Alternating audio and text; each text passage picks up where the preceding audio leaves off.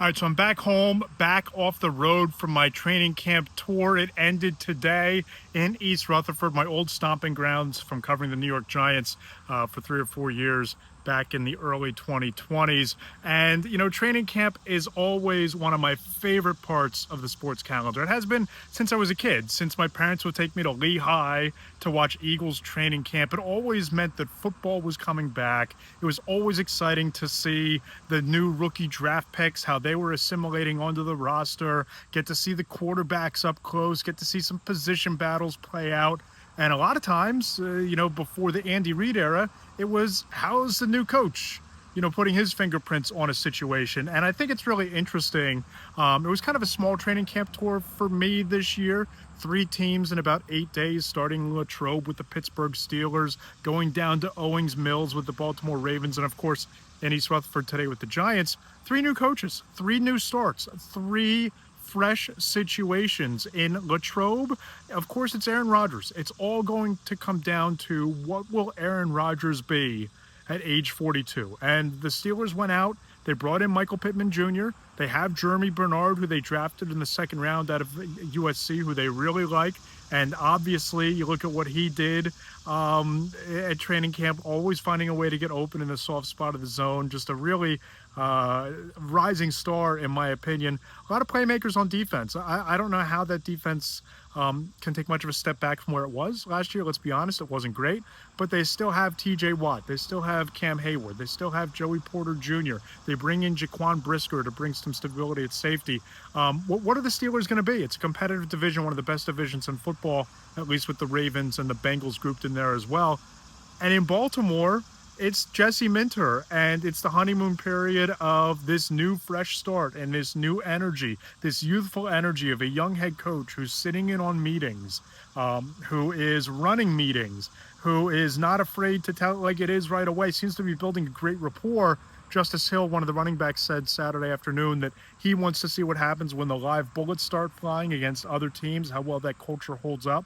But it definitely feels like new vibes in Baltimore. And you have a loaded roster there with Lamar Jackson and Derrick Henry. Jacoby Lane is a rising star. Zay Flowers, defensively, you have Nate Wiggins. They think Mike Green is going to take a leap. Roquan Smith, 15 pounds lighter coming into this camp, looks more explosive even than he was last year. He has something to prove. Marlon Humphrey, an all-pro cornerback who had a tough year last year, has something to prove. So in Baltimore, can they continue to be the hunter?